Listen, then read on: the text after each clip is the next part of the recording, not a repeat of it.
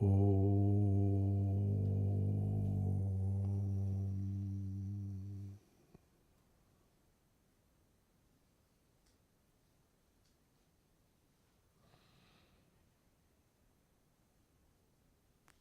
upright,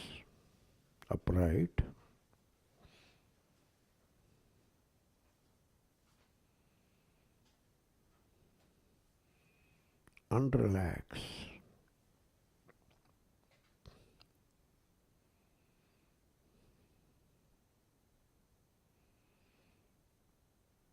Sitting upright is same as becoming alert, acutely alert.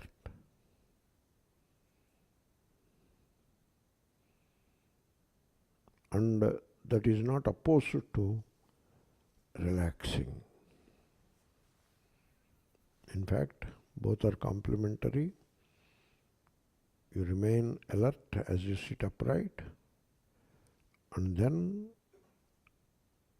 you just scan the body from toes to the head and see you find any center of stress.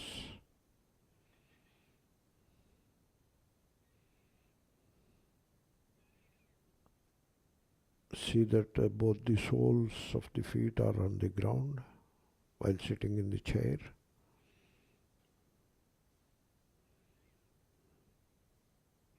In case you are keeping the feet on the toes, that means there is some stress there. Keep both the soles on the ground. That means you are relaxed now. Same thing with hands. Don't grip the fingers. Do not grip the fingers. And also see whether the shoulders are hunched up.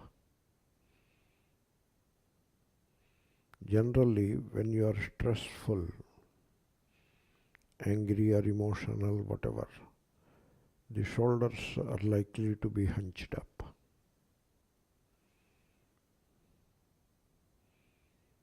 And just by keeping the shoulders loose,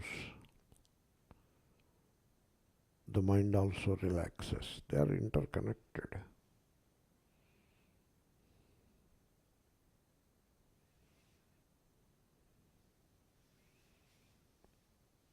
And then pay attention to the eyes and keep them lightly closed.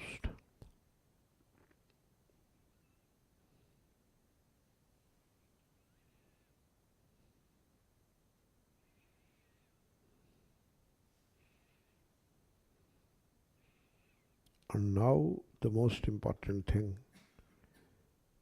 a smile on the lips.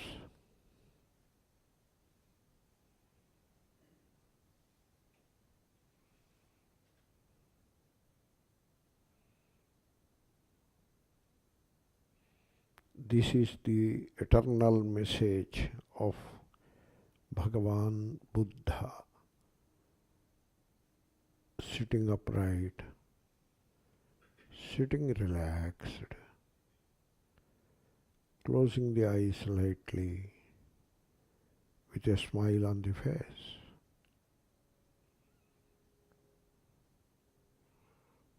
Now you may notice that your mind is very quiet.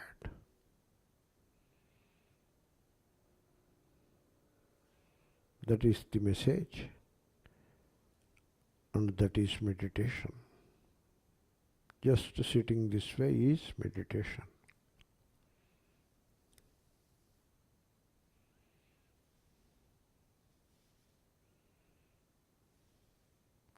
You can just be this way for any length of time, 5 minutes, 15 minutes, whatever.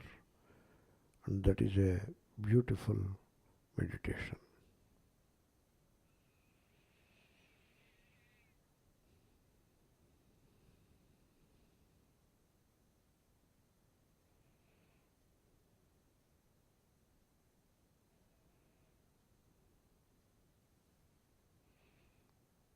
Why meditation? Because the mind is quiet.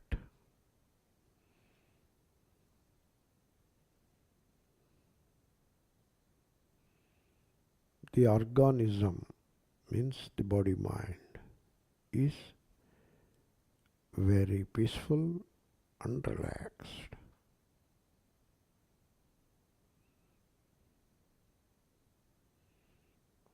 Now I look at myself.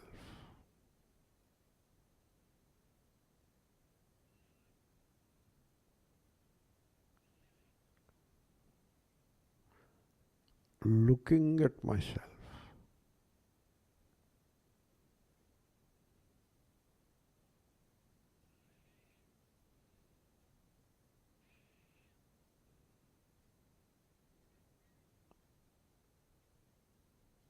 It brings about a very powerful transformation, namely, when I look at myself, the world vanishes.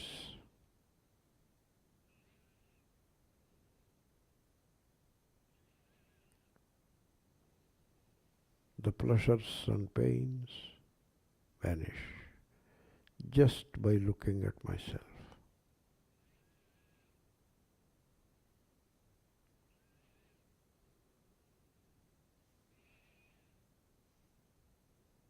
The good and evil kind of opposites, they just disappear as I look at myself.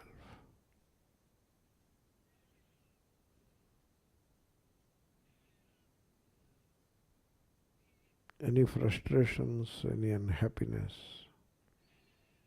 any complaint, any dissatisfaction,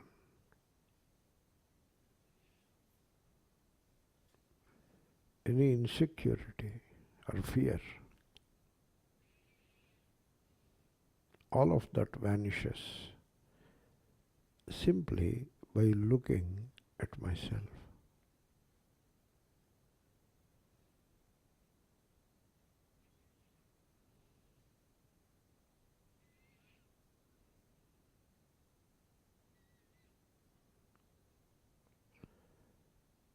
You may notice looking at myself is same as being with myself.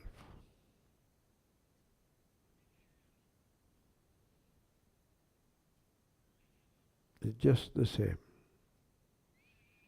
Looking at myself is same as being with myself.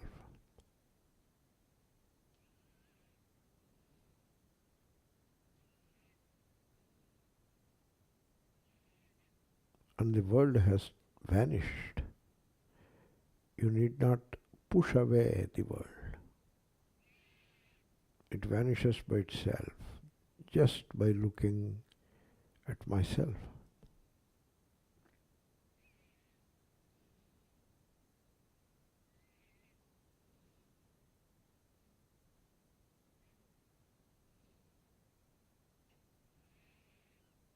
This is the time to learn a simple truth, a simple yet profound truth, namely, just as I look at myself, the world vanishes, means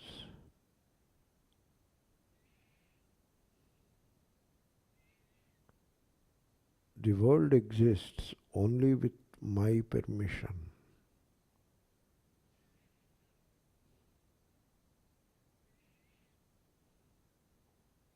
Without my permission, the world doesn't even exist.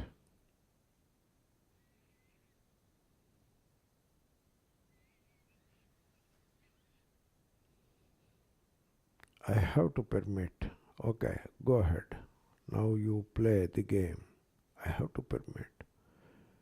Then the game of the world begins.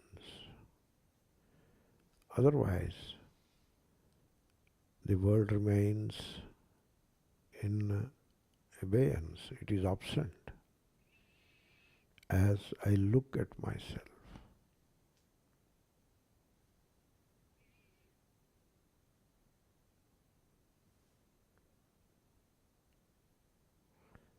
Now, who has the power?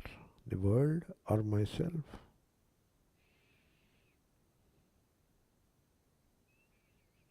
Generally, we live with the notion that the world has tremendous power upon our existence. That is ignorance. The simple truth is, I am, and I know,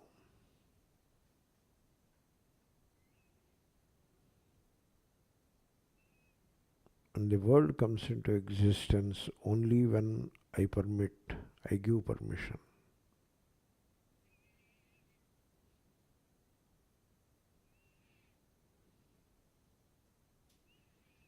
You are the master, not the world.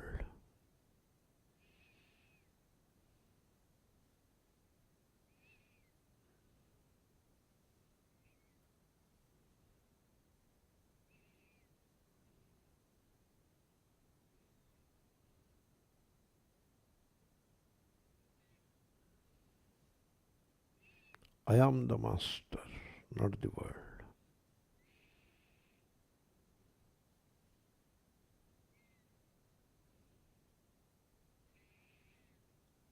Meaning, I can ignore the world and be with myself.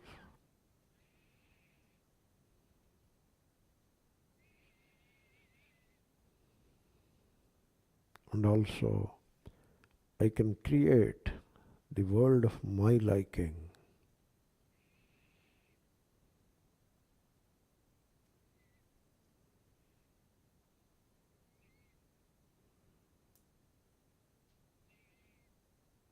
That is a great lesson coming from just by looking at myself.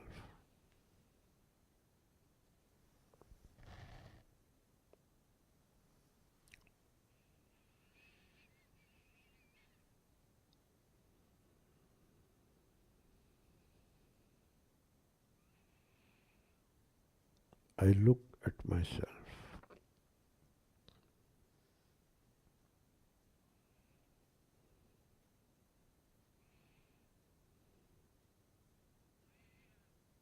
There is a simple name for it in Sanskrit, Atma Nishtha, abiding in oneself or as oneself.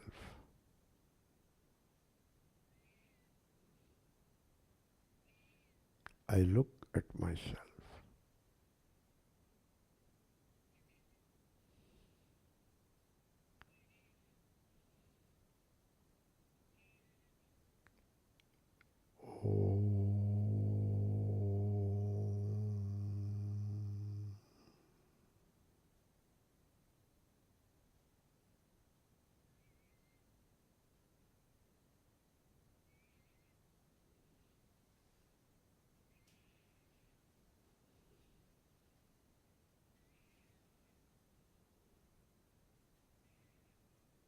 Sit relaxed.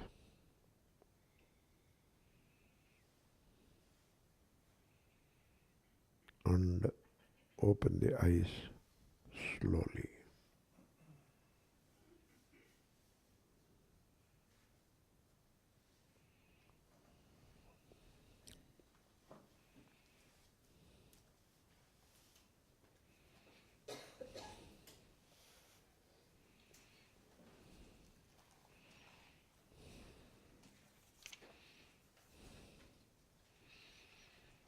Om Shri Gurubhyo Namaha Harihi Om Shruti Purananam Alayam Karunalayam Namame Bhagavatpada Shankaram Lokashankaram Tapobhiḥ kṣīṇapāpānāṃ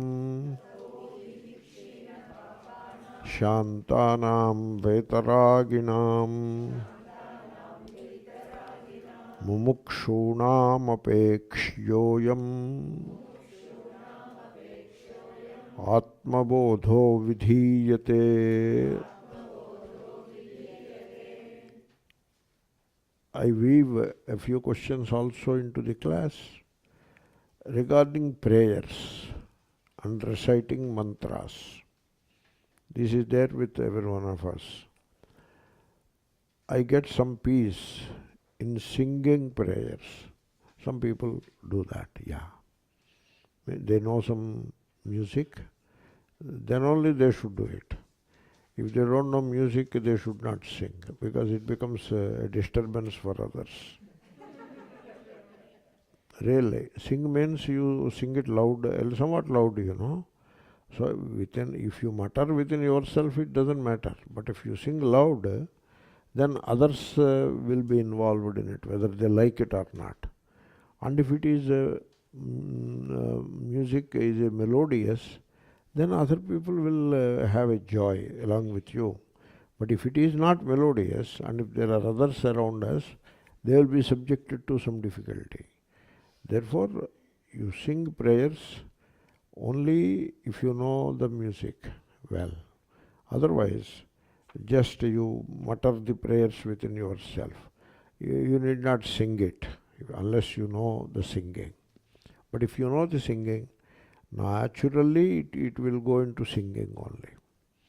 For example, if I have to say something about Tyagaraja's poem or verse, I don't sing, I just quote it in a normal way.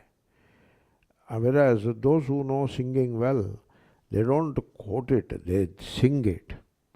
And you feel good about it also. So that is good. Then calming mind, just like meditation.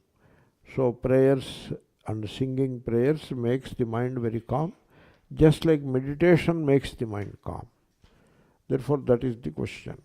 Good. So this practice is okay. It is okay. It is good. But what is it that you are singing? You have to pay attention to that. What is it? People sing all kinds of silly things also. You should avoid that. Within music itself, there is a very inspiring literature like Tyagaraja. Entire literature of Tyagaraja in Carnatic music is extremely inspiring. It is all Vedanta, like Upanishad. You can call it Tyagarajopanishad. That kind of a title you can give, because what he says in those kirtanas is something very unique. Direct from Upanishads it comes. Generally, if you notice, the professional Carnatic music singers, they don't pay attention to all of that. If only they try to know what they are singing, yeah, I have it, I will take care. If only they try to know what they are singing, they become very good students of Vedanta. But we don't see many of them like that. They have become professionals. That kind of professional music, it will help only in making some good money and getting a good name, and you may even get some titles also. Like Gana Visharada, etc., some titles also you may get. And you can become an important person in the social life. That is not considered useful in the context of Vedanta. In fact, we consider it as a downfall. We don't, not only we do not look at it as glory, but also we look at it as a downfall. So these issues are there with singing, and I am sure that you are not any of that. You are singing for the sake of that inner joy, and therefore singing is a meditation, and I highly appreciate it. Only you pay attention, what is that you are singing? Only that much you pay attention. So, and it must be inspiring.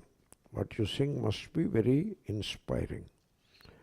It is not enough that the tune is melodious. The raga, they say, Kalyani raga, raga. Some of those ragas are very melodious. That is not enough. The meaning and the words, their meaning, and the feeling they generate in you. Three things. Words, meaning and feeling. All of that must fall in place. Then only it becomes meditation, otherwise not. And therefore you have to select the correct songs. So, Tyagaraja kritis are wonderful. Mirabai, wonderful. Surdas, wonderful. Kabir, extremely inspiring. Kabir.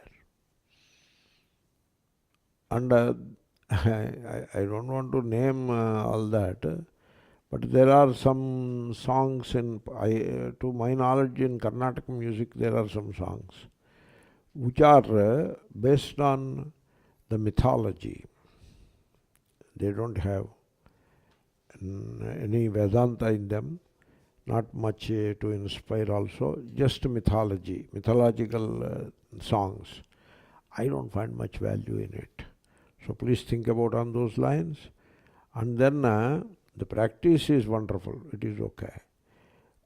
And about prayers, what about prayers? Is there a different way with to view prayers?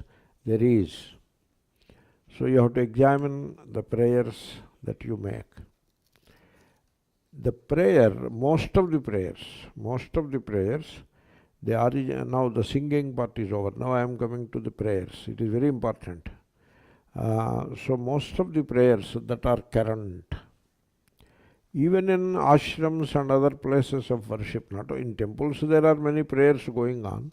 Even in some ashrams, even some of the Vedantic people, the prayers that they chant or recite, they are not really very inspiring. So what I mean is, you have to look at the prayer. What is the field from which, the field of consciousness, okay, from which the prayer is coming? You have to examine that.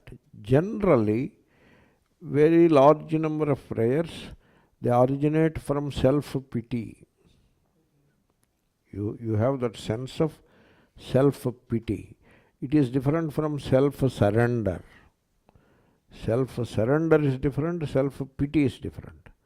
When there is self-pity, that is ego. Not only when there is arrogance, that is ego, but also when there is self-pity, that is ego.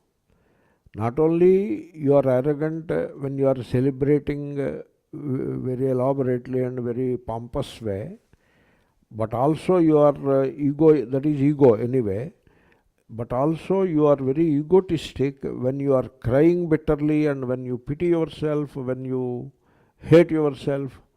So that is also ego. That is the negative ego and that is the positive ego. Both are bad. Therefore, the prayers originating from self-pity. You know what is self-pity?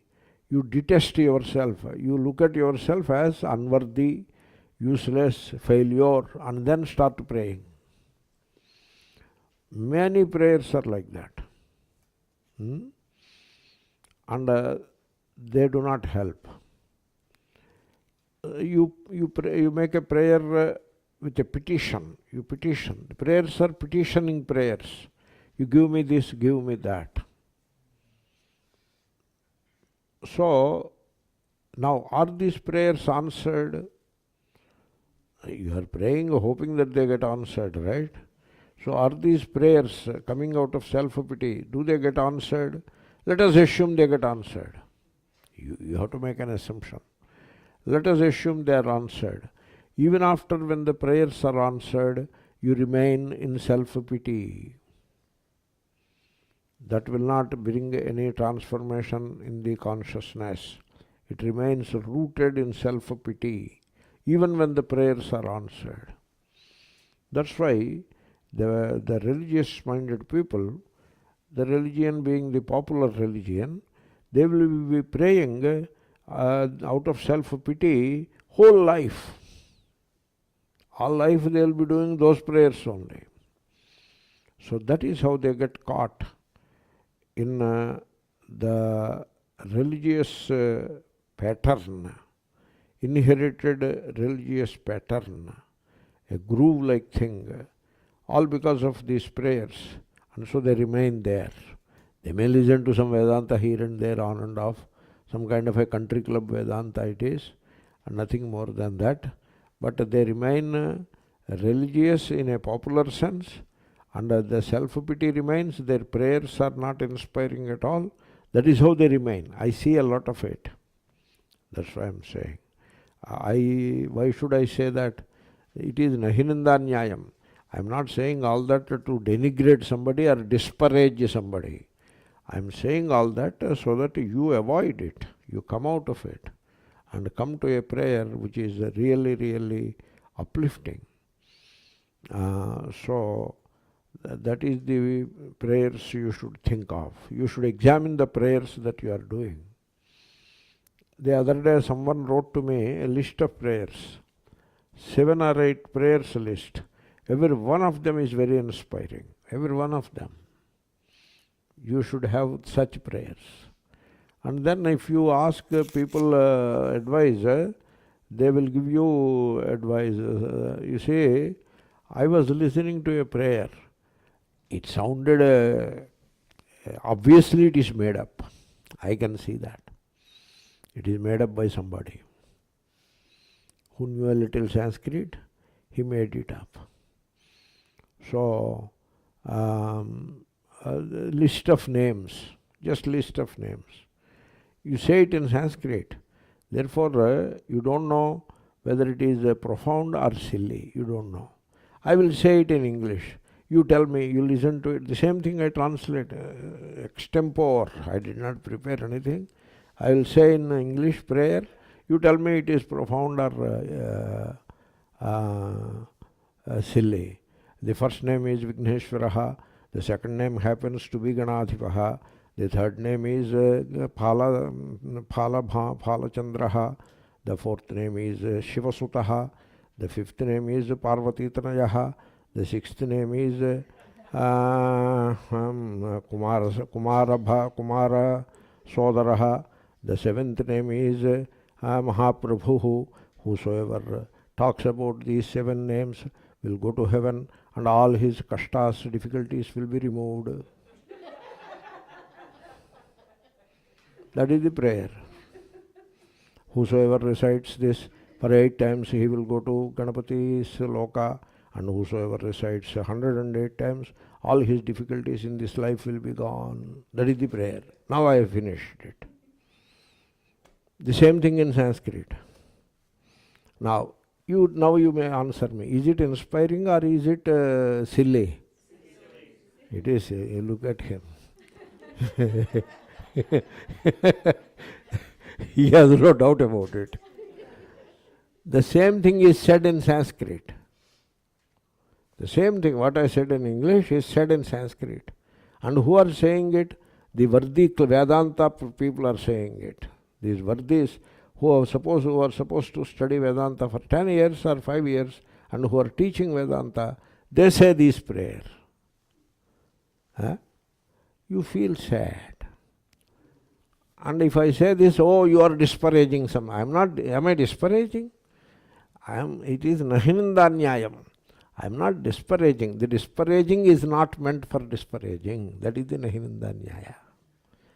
Then now I say a prayer. Asato ma sadgamaya, tamaso ma jyotirgamaya, mrityor ma amrutangamaya. How is that? That is the prayer. Pratasmarami hrudi samsphuradātmatattvam. How is that? Like that. Even this Tapobhiḥ, kṣīṇapāpānāṃ, śāntānāṃ, vītarāgiṇām. How is that? How inspiring it is. So prayer should be like that. Okay? And prayers should not be silly. If they sound silly, you translate it into English and decide whether it sounds silly or it sounds profound. Most of the prayers, they are silly. Suppose there is a prayer in which say 10 verses are there. 6 or 7 verses are silly and 1 or 2 verses are okay, or maybe even good, inspiring. Now what you should do with that prayer? That also you should drop. Because it must be inspiring all the way. So like that. Okay? So you examine your prayers. One question is answered. So now in this verse, we are more or less done with this verse. Only one item is left out, and that is vītarāgiṇām. It's a raga. There is a thing called raga. You know what is raga? You take this cloth, you look at this cloth. This is raga, it is. To begin with, it was made of cotton, 100% cotton. Cotton will not look with this color, you know. Cotton is white, or maybe cream white sometimes, or white. That is this cotton. So you make a cloth out of cotton and dip it in a dye solution. Dip it and soak it in. And then, so the color will attach itself to every fiber, and the pores inside also get filled with the color. And then you make a shirt, that is this shirt. That is the raga. Okay? Raga ranjitaha. My shirt is colored by the red dye. Raga ranjitaha. The word raga is just that only. Now you take the mind. The mind is like a clean slate. Pure, clean slate. And that is called a sattva mind. Sattva. Clean slate like mind is sattva mind. The rajoguna, if you know the Sanskrit, the raja and raga are one and the same. Because that a gets long. They call it adivruddhi, the first vowel becoming long. You look at raj, raga, the first vowel became long, you know. And then ja and ga, they interchange. Ga can become ja, ja can become ga. They interchange. So make the first vowel long and interchange ja with ga. What you will get? Raga. It is same. So rajoguna. Rajoguna, generally rajoguna consists of desires. Okay? The desiring attitude, that is rajoguna. And out of desires spring up fears. And so expectations, worries. And because you expect, there is disappointments. All of this. And when you see the other person's desire is fulfilled but not yours, jealous. So envy. All this is the rajoguna. All of that. Okay? Your mind is like a clean slate, pure white cloth like sattva guna. Take that mind and dip in the solution of rajoguna and take out. What now you will have is a rajoguna mind. That is your enemy. Why it is enemy? Whom do you call enemy? Enemy is the one who makes your life troubled, life difficult. So that is the enemy. And now where is the enemy? It is sitting in you. The mental tormentor inside. It is your enemy is inside you. A philosopher said, I found my enemy, and that is myself. So like that. The enemy is sitting in you. Sri Krishna said the same thing in so many words. Kama eshaha. Krodha eshaha. Krodha. Kama krodha. Kama is the desire. Krodha is the anger that comes because the desire is not fulfilled. Somebody stopped it. Somebody thwarted it. And therefore you become angry. Why are you angry with anybody? Because you have a desire. You are on the way of fulfilling that desire, and in the meanwhile the person came and he stopped your desire. In India, they watch India-Pakistan match, cricket match, and India failed. India lost the match. Some of them, they are so frustrated that India has lost the match. They took the coffee cup, etc., and threw on the TV screen. And TV screen is broken to pieces. That happened in a hotel.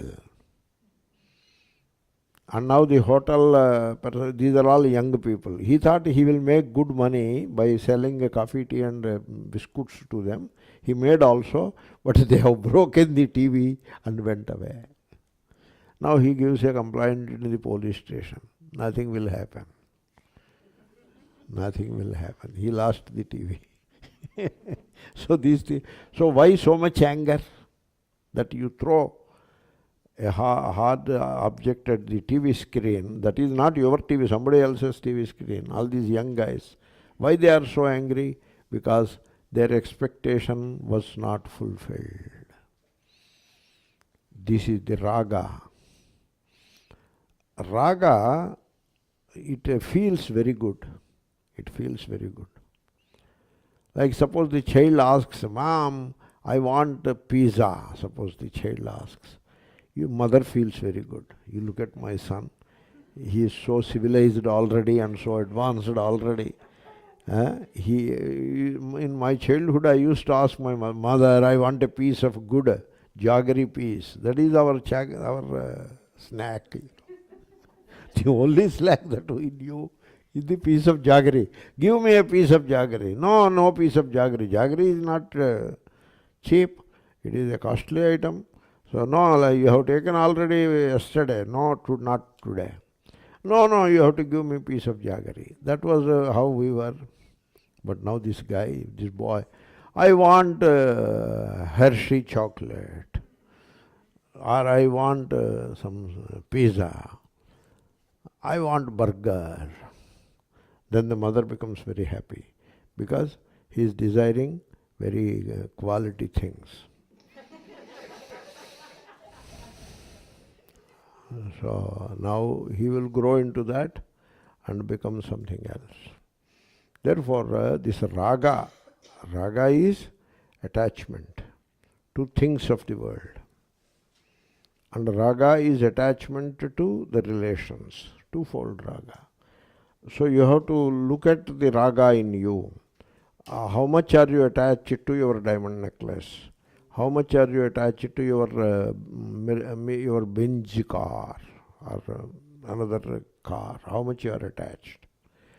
It is not about using the car. You should use the car, but how much are you attached to it? So suppose a scratch happens to the car. You feel as if a scratch happened on your body itself, or it happened outside on a physical object. How do you feel about it? So that defines the raga. Then in the relationships there is raga. So the raga in the relationship sounds like this. I love you, therefore come and sit before me. That is the raga. That is how it sounds. And this topic of attachment, I am not going to do it elaborately now. I will do elaborately some other time. So I will briefly say a few things and move forward. Attachment will come eventually sometime later. At that time I will deal with it a little more detailed way. So when you cling to something, you examine your experience, when you cling to something, there is always a trouble. There is always trouble when you cling to something. The opposite is also true. When you do not cling to anything in a given context, whatever is there, you do not cling to it. You may use it, you may take advantage, take benefit of it, but not cling to it. So that is, you are safe, there is no trouble. Like some nice food is served, you take it and you enjoy it you consume it happily. That is fine. But I want this kind of food again and again and again. You cling to it, then you are in trouble. Dosha, you take dosha. Dosha is a favorite item. Once upon a time it was favorite among South Indians. Now North Indians also caught up with it. And now Americans also caught up with it. Everybody wants dosha. Everybody, no exception. Everybody wants dosha. Suppose they make dosha and serve. It is good, you can enjoy it. But suppose you say, I want dosha every day. Then that Mahatma who wants dosha every day will become a diabetic very soon. Because in dosha there are two issues. One is it is entirely carbohydrate. All of it is carbohydrate. And then there is oil which is heated to a very high temperature. 300-400 degrees it touches. To get a crisp dosha, the pan has to touch at 350-400 degrees centigrade. That is the second. And then it is a non-stick pan. Pan or pan? Pan. It's a non-stick pan. And what is this non-stick pan? Chlorofluorohydrocarbon layer is there. There are these multifluoro perfluoro. Per is multi in organic chemistry. Per means all.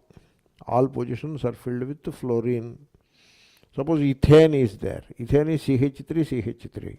Remove all the 6 hydrogens and put fluorine there. Fluorine F. CF3, CF3. It is called perfluoroethane. Perfluoroalkaline substances. They are put a coat on the pan. And now you put dosha on that, it won't stick. Your dosha comes extremely well. Along with dosha, a few micrograms of perfluoro ethane also goes into the body. And this perfluoroethane, it will not disintegrate, it will not metabolize, it remains in the body and it makes you sick. Not immediately, not in a month, not in 6 months also, but eventually it will make you very sick because it accumulates in the body. You see, after what I say, now dosha has to be examined carefully. So this attachment to dosha, I should have dosha. No, that is attachment. My relation should be around me. Should be around me. Now suppose your son is around you, will he come up in life? He will not be able to come up in life. He has to move out. And then even after marriage, my son should behave with me like earlier. It will never happen in this creation. Up to marriage is one thing, the relation. After marriage, now a new partner has come into the person's life, and the new partner is more amusing than anybody else in the family. Obvious, and therefore you cannot expect that kind of a thing. You should not expect. So what to do now? Either they have to move out or you have to move out. Or say stay together and quarrel every day. That's why Rishis said, you move out. Vanaprastha, you move out. So these things are discussed very harshly in Bhagavatam. Bhagavatam, it teaches Vairagya a lot. And it teaches that Vairagya not in nice terms. In harsh terms it teaches. I used to take Bhagavatam classes, and then I see the Vairagya is so harsh and so striking to the people. Now I was a bit finding myself difficulty in it. Therefore, whereas Shankara's Vairagya is smooth, Bhagavata Vairagya is harsh. There are Mahatmas who maintain that it must be harsh, then only people change. There is that view also. But Vairagya is presented very firmly, so don't stay at home. Walk out. I mean, it depends upon the practicality of the situation. So the idea is you should get out of that raga with reference to children, elders, etc. You have to get out of that raga. If an old person dies in home, that should be an occasion for celebration, not for crying. Celebration in the sense, you do not cry. You do what you need to do, and you do not cry. So this is how one has to come out of raga. This raga, the attachment to children, etc., we will further discuss. You see, I will give you a principle. See, are you in some trouble? One or two troubles are bothering you presently. There must be a few troubles going on in your life. You examine those troubles. In every single case, which is a trouble, you are holding on to something. That's why that trouble is there. Suppose you hold on to nothing. You don't hold on to anything. There will be no trouble in your life. All trouble arises from clinging to something. Now, here we want moksha. Why all these small things like possessions, like a few physical things you possess, and you are related to father, mother, etc. Why don't you talk about moksha? Because the raga has to go away. You have to relinquish the lesser in order to gain the greater. You have to sacrifice. There must be some sacrifice. You see, those who enlist or enroll in the university course, how much they sacrifice. In this country, education is very costly. Universities, etc., charge very high fee. They provide wonderful facilities. Like high school, the local high school is better than the university in which we studied. It looks like a university. So, in India, they would have made into two parts and started two separate engineering colleges. That is how it works there. That big it is. So much playground and all that. Therefore, so they enroll in such a college or university and take loan. And then recently the student loan is waived. Some waivers are there. In India, the farmers' loans are waived on a daily basis or a monthly basis. Okay. In India, we have a scheme in the villages. If it is loan, you need not pay back. Because government will waive it one day or the other. Government, what it will do, it will add up the interest and make a figure and then default. And add interest and again make a figure, default. Add a figure, add interest and make a figure, and now waive. In villages they say, loan, I brought loan, he need not pay it. But he brought in Telugu appu, runa.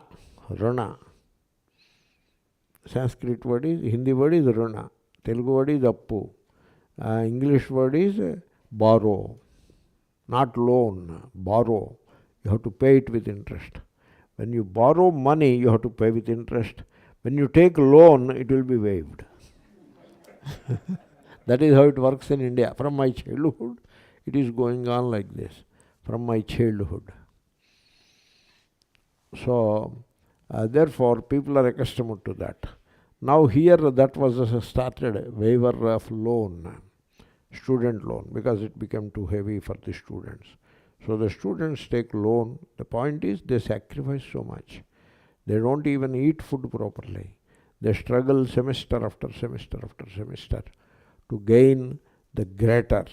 So the rule is you have to relinquish the lesser to gain the greater. Okay? Now you can extend this rule or this law further and further and further. Means you relinquish more and more of lesser, you get more and more of greater. That is the law. Suppose you relinquish all, then you gain all. Really. That is the moksha. So, and then what happens? Suppose you relinquish the lesser and you gain the greater.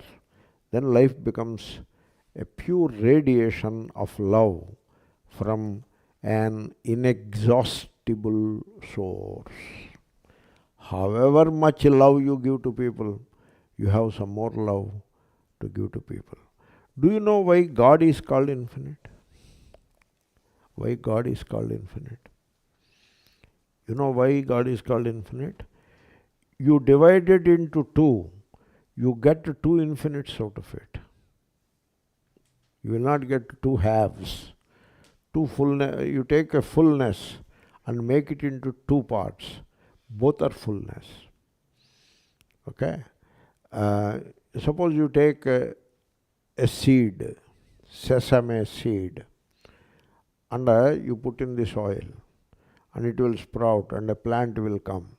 Now the plant will give, say, 100 sesame seeds, and each one of them is as full as the original seed.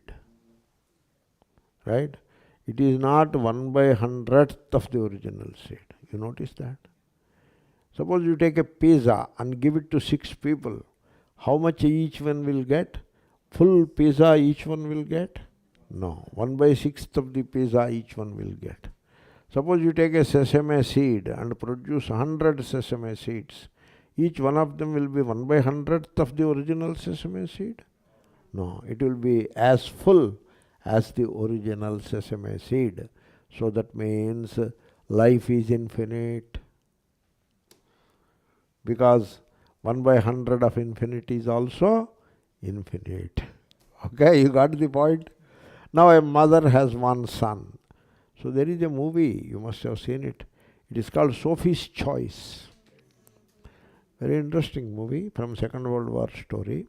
So the mother is there. She has a son and she has a daughter. She loves both. Okay? Now, first she got a son. She loves the son fully. Now she got a daughter. Now she loves the son only half because she has to love the daughter also another half. Is it like that? No. It is not like that. That's why when Sophie was asked to choose between son and daughter, she cannot make a choice. It is not possible to make a choice. Then the other guy who gave the choice, he makes the choice. He pulls out one of the children and she is left with one. For her, she cannot make a choice. It is not possible to choose because love is infinite. Love is infinite, not attachment. Love is infinite and love is God. And that's why God is infinite. It's not that God will be bigger and bigger and bigger and bigger. That is not that way. That kind of infinite will not be there. Do you know? However big a finite number may be, it can never be infinite. A finite number, however big it may be, it can never be infinite. I will give you a number. You have to make it into infinite. You can use addition or multiplication. I am giving you 2. 2 is the number given. You make it infinite by adding any number to it, by multiplying with any number. You try. Will you get? You will not get. Suppose you add 1 billion to 2. Still you get a finite number only. Suppose you multiply the 2 with 1 billion. Still you get a finite number only. Okay, take out billion and put 1 trillion there, then still you get a finite number only. Okay? So beginning with a finite number, you can never ever make it infinite. Okay? Now here you are looking at love and make it half. Still it is the same. Make it 100 parts. Still it is the same. love is infinite, life is infinite, and whatever is infinite, that is God. Okay? Therefore, by giving up all, you gain all, means you gain God. Therefore, raga is not going to take us anywhere. You have to give up raga. Then only you are a candidate for Ātmabodhaḥ. You see, Sri Ramakrishna used to say one thing: you will never understand the world by associating with the world. You can understand the world only by dissociating with the world or from the world. Okay? You can never understand God by dissociating from the God. What you do? You go to a temple and do some puja for half an hour or 15 minutes or half an hour, and then you conveniently dissociate yourself from God. Right? Temple worship has a beauty and also has a disadvantage. The beauty is it helps you to relate to the God. Otherwise you will be relating to the world only, at least for some time. It gives you an opportunity to connect to the God. Okay? That is the beauty of temple worship. The disadvantage of temple worship is it helps you easily dissociate from God. Just step out of the temple threshold, now you are not in the structure is like that. The mindset becomes like that. You step out of the threshold, now you are not connected with God anymore. You are sure that you are not connected with God anymore, and therefore you can do anything. I remember I had one rowdy dost, rowdy friend. He was a rowdy. Rowdy means rowdy shater. They call him rowdy shater. Means in the local police station, his name is recorded on a sheet with the name and address as a rowdy. You know, rowdy is an English word. Like mafia don's associates. Here mafia don will be there. His associates who do the illegal business on his behalf, he is the rowdy. What you call in here? Rowdy only. Gonda. Gonda is also Sanskrit English word, Hindi word only. So rowdy is there. He was my friend. I have some good friends of rowdies also. They are also nice people. He was my friend. His name is Bhaskar. He is no more. So how come that he is no more? He is much younger to me because he was so much drinking alcohol. So his liver failed or whatever. So he was a rowdy. So I was inside the temple. I was in the temple. And then he came into the temple. And the rowdies are very good devotees. So he came inside the temple. And he is always surrounded by 3 or 4 of his chenchas. His followers will be there. 2 or 3 or 4, his cohorts. Okay, they also come with him. He doesn't move alone. He moves along with them. There will be a chaku, a sword, a knife, etc. in his. That is how he is. He comes inside. And while going inside, he tells, hey, don't talk nonsense, behave properly. He tells his cohorts. And then they all come and do namaskar, very polite. So he does namaskar to him. Oh, you are a Mahatma, this and that. He will do namaskar to me also. When the rowdy do namaskar to me, all the cohorts do big namaskars to me.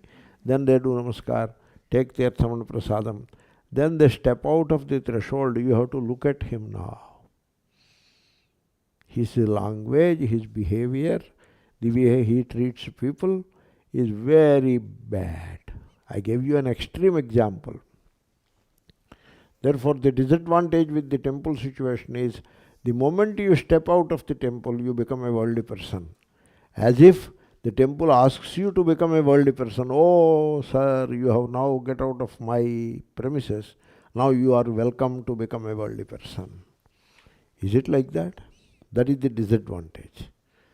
Therefore, so you have to be associated with God all the time. you understand God by associating with God. You understand the world by dissociating from the world. Okay? So, that is how I looked at the temple example. It helps you to associate with God, but if you are not careful, it is likely that you dissociate from God by the moment you come out of the temple. It should not happen like that. Therefore, that is the way you have to look at this attachment to the world. I am concluding it so that the verse itself becomes concluded. You think about it. You contemplate on any object of the world. You do that, You sit and contemplate on the worldly things. Suppose you are preparing your tax return. You are contemplating upon your income and expenditure. Suppose you are looking at the brochure of a new car which has come into the market. You are examining in which way it can be useful to you, whether you should purchase it or not. You are contemplating upon it, When you contemplate upon any object of the world, or even any relationship in the context of the world, when you contemplate upon it, you experience a sense of emptiness. You try that. You examine yourself. A sense of emptiness. Suppose you contemplate upon the gold that you have, suppose. Whatever gold you have, you contemplate upon that. I have 10 tulas gold. Like that you contemplate. And see what happens in your heart. You feel empty. Empty in the sense, insufficient. That inadequacy, the sense of dissatisfaction you will feel. Okay? You contemplate upon your home. I have a home there. And see how you feel. You may feel on and occasionally that you are proud homeowner, but at the same time you stay with that contemplation, that home. You will feel inadequate because the home needs repairs, or it is smaller than what you need, or it is small and somebody else has a bigger home, or maybe you have to upgrade it, and sometimes having upgraded, maybe you want to downgrade it. Whatever, you feel empty. Okay? Now you do one more thing. You contemplate upon God in whatever way you want to, like Rama or Shri Krishna, Gita, like that way you have to contemplate. God in the right way you have to contemplate, okay? Not Kala Bhairava or whatever, okay, some silly thing. So you have to contemplate upon the standard, the sattvic form of God, like Rama, Krishna, or Shiva, or Gita of Bhagavan. You contemplate upon something related to God, Gita, Shankara, Bhashya, you contemplate upon it and see how you feel. You feel the fullness in your heart. Therefore, to gain moksha, the precondition is that you should give up this attachment. Vītarāgiṇām. Without giving attachment, you cannot pursue Vedanta. You cannot. Because all attachment implies fear. You look at this, one more aspect. I am just examining attachment from different angles. Just one more angle and we will conclude it. All attachment implies fear. All attachment. Why? Why all attachment should imply fear? Because all the things are transient. Okay? Suppose you are attached to your son. He is your son only up to a point. Afterwards he becomes husband to another lady, not anymore your son. Only namesake your son. Therefore, my son, that connect, that relation is transient. It will go away. He becomes husband of a lady, not my son anymore. And you can feel it It is so obvious. It is transient. Therefore, you have to understand, should I be attached to my son so much? He is already grown up and he is doing a job and likely to be married soon. Or he is already married. Should I be attached to him? You have to examine it yourself. Because all relationships are transient. So, and therefore, they engender fear. When you are attached to them, they entail fear. They cause fear in you. That is how attachment is. Suppose I am attached to my gold watch. That makes me just skip the heartbeat. Skip the heartbeat. Oh, where is my watch? Like that. Suppose you are attached to the cell phone. Oh, where is my cell phone? The heart skips a beat. Right? When you don't see it. And when you see, okay, I got it. So you look at that.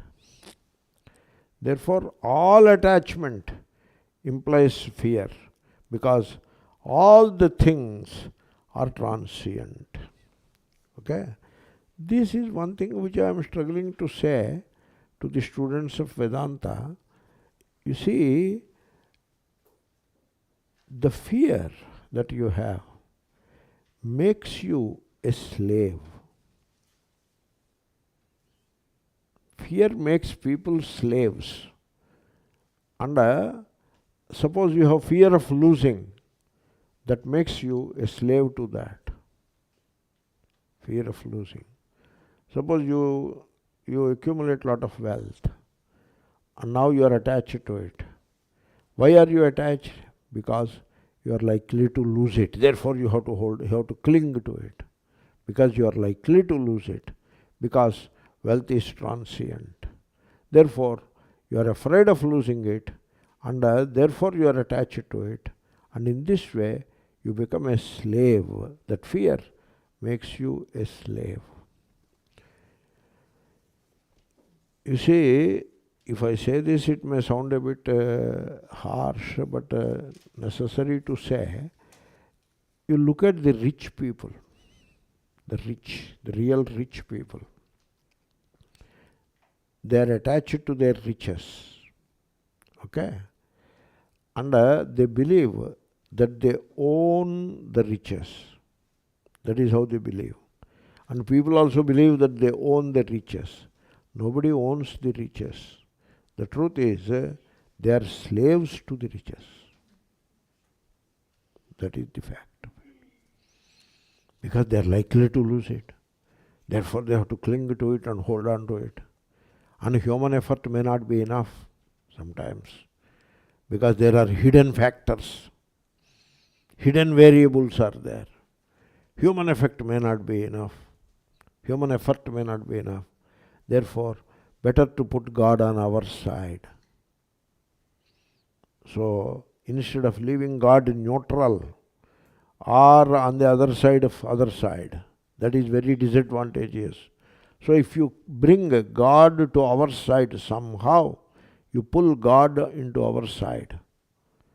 Like the party, other party person comes into our party. That makes our party stronger. Right? Therefore, somehow it is better to have God on our side. Now, how to bring God to our side? This question you have to put to a priest. How the rich man will know? The rich man knows all about riches. He doesn't know anything about God, Whereas priest knows all about God. He doesn't know anything about riches. Therefore, the rich man asks the priest advice. I have a lot of riches and I am clinging to all those riches. I am afraid of losing those riches and I want God to be on my side so that I will not lose the riches so easily. Is there a way to bring God to my side? You ask this question to the priest. The priest, yes, he will say. And oh, yes, yes.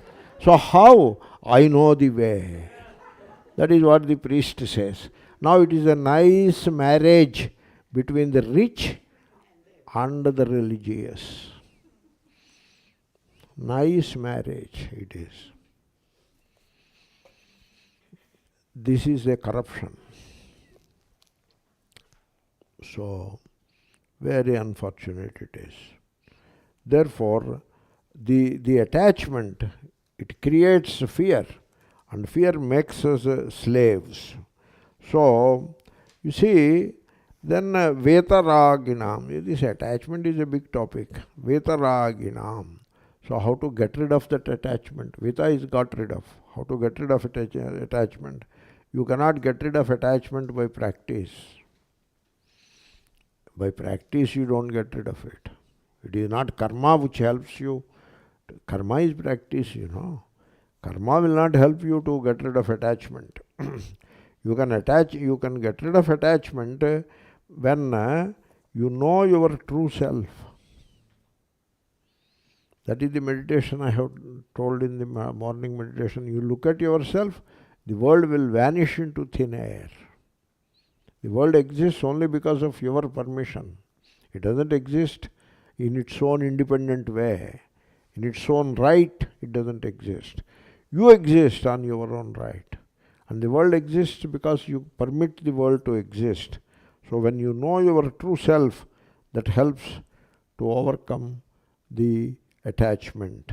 So, and when you abandon all imagination, and when you see the meaninglessness of pursuing these desires, and when you see the superstition associated with these fears, when you see that the world is unreal, when you understand all that, attachment will go away. And that is a precondition for studying and understanding Ātmabodhaḥ. Okay? Let us say the verse and be done with it. Tapobhiḥ kṣīṇapāpānāṃ śāntānāṃ vītarāgiṇām Mumukṣūṇāmapekṣyo'yamātmabodho vidhīyate.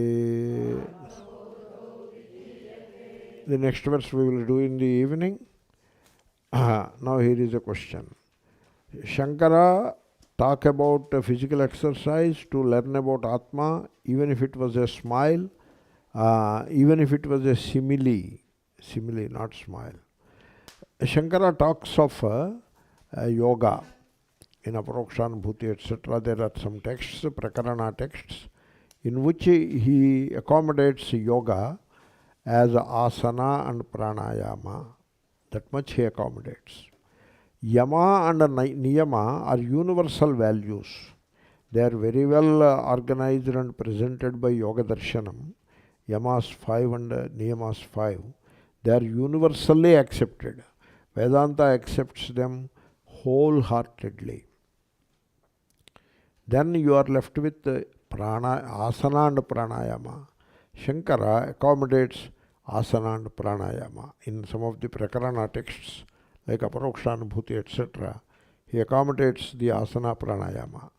Even while accommodating asana pranayama, he gives a Vedantic meaning to asana and pranayama. And this I have incorporated into Sthira-Sukham-asanam meditation. Sthira-Sukham-asanam meditation, I do it as per Shankara's incorporation into Vedanta. Then pranayama also he accommodates.